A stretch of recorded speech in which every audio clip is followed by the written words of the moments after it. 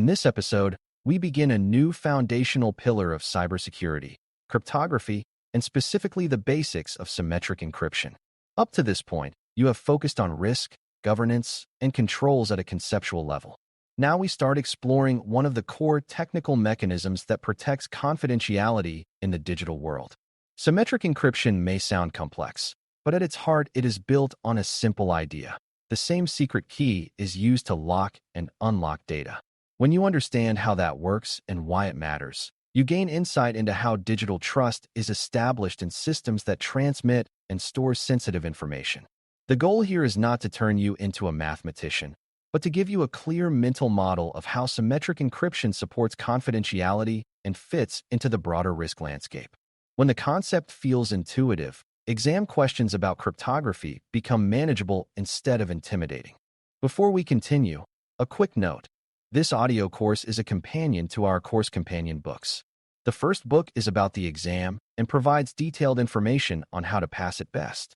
The second book is a Kindle-only ebook that contains 1,000 flashcards that can be used on your mobile device or Kindle. Check them both out at cyber.author.me in the Bare Metal Study Guide series. Let's begin with the problem encryption is trying to solve. When data travels across networks or sits on storage devices, it may pass through or rest in places that others can access. Without protection, anyone who intercepts or accesses that data could read it in plain form. Encryption transforms readable data, called plaintext, into an unreadable format, often called ciphertext. Only someone with the correct key can reverse that transformation and recover the original plaintext. In symmetric encryption, the same key is used for both encryption and decryption. This shared secret must remain confidential, because if an unauthorized person obtains the key, they can decrypt the data just like the intended recipient. The security of the system depends not only on the strength of the algorithm, but also on the protection of the key. Think of symmetric encryption like a secure lockbox that uses a single key. If two people want to exchange secret messages, they must both have a copy of that key in advance. When one person writes a message, they lock it using the key. The other person unlocks it using the same key. The strength of this approach lies in its efficiency and simplicity.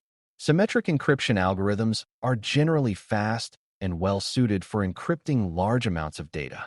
This is why symmetric encryption is commonly used to protect files on disk, backups, and data streams once a secure session has been established. On the exam, if you see a scenario involving high-speed data protection or large volumes of data, symmetric encryption is often the underlying mechanism. However, the simplicity of using a single shared key also introduces a challenge known as key distribution. Both parties must obtain the key securely before they can communicate safely. If the key is sent over an insecure channel, it could be intercepted, defeating the purpose of encryption. This is one of the major design considerations in cryptographic systems. Many secure communication protocols solve this by using other methods, such as asymmetric cryptography, to exchange symmetric keys safely. Even without diving into advanced protocol design, you should understand that protecting the key is just as important as encrypting the data. In exam questions, when asked about weaknesses in symmetric systems, key management is often the correct area of concern. Another essential concept is that encryption algorithms themselves are generally public. Security does not depend on keeping the algorithm secret. Instead, it depends on keeping the key secret. This principle allows experts to analyze and test algorithms for weaknesses without compromising their security, because the algorithm alone does not reveal the key. Modern symmetric encryption algorithms are designed to resist brute force attacks, where an attacker attempts to guess the key by trying many possibilities. The longer and more complex the key, the more computationally difficult it becomes to guess. In foundational exam questions, when comparing encryption strength, key length and key management are often central factors.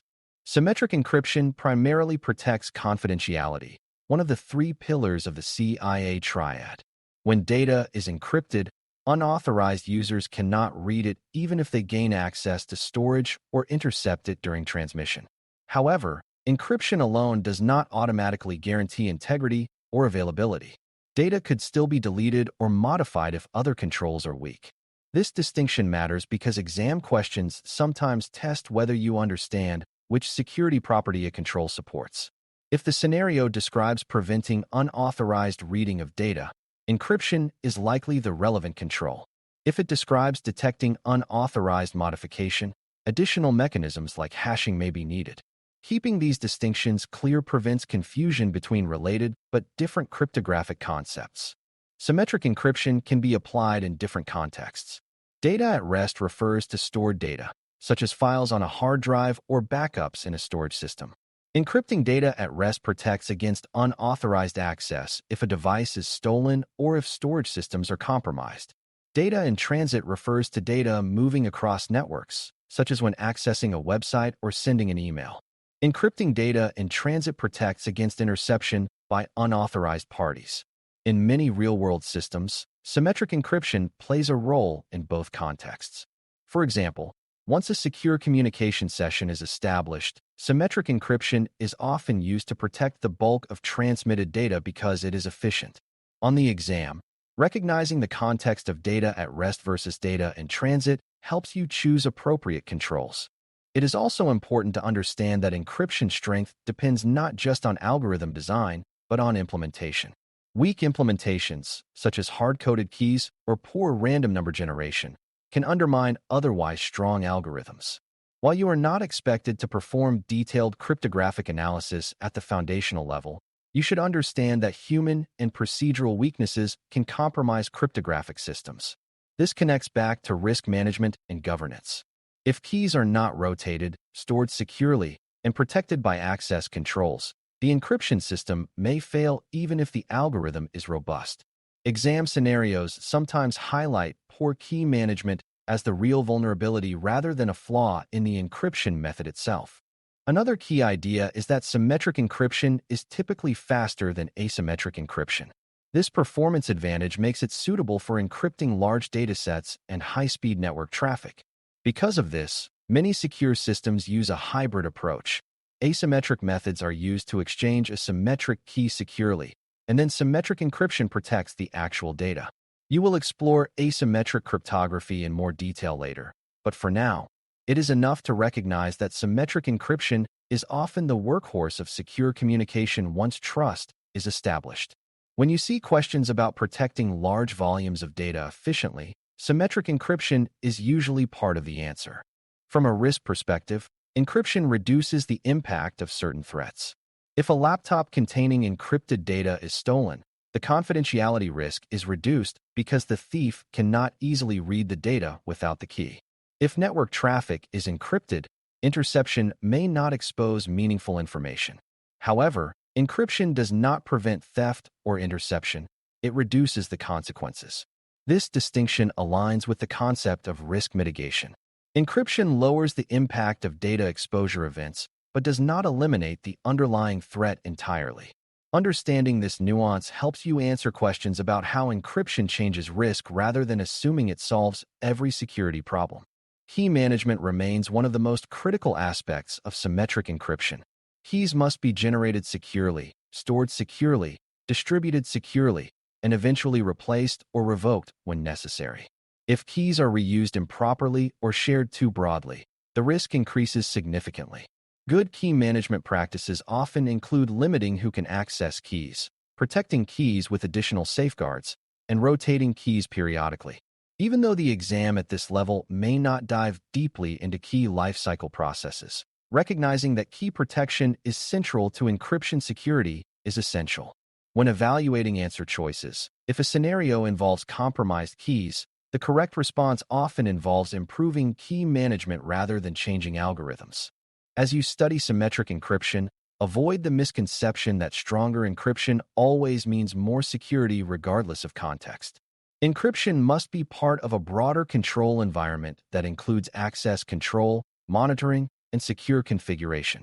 For example, if encrypted data is automatically decrypted for any logged-in user without proper authorization checks, confidentiality may still be at risk. Security is layered, and encryption is one layer.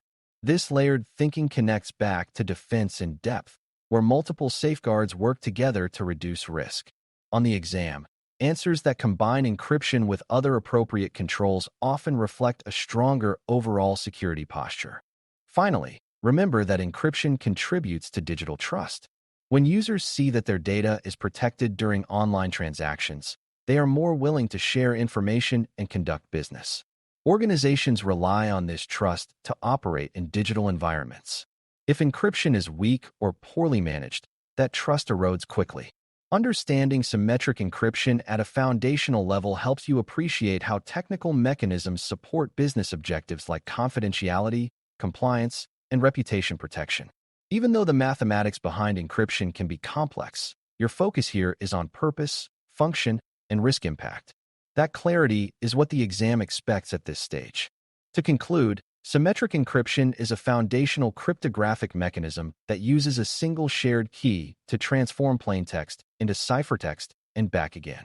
It efficiently protects confidentiality for data at rest and in transit, but its security depends heavily on proper key management.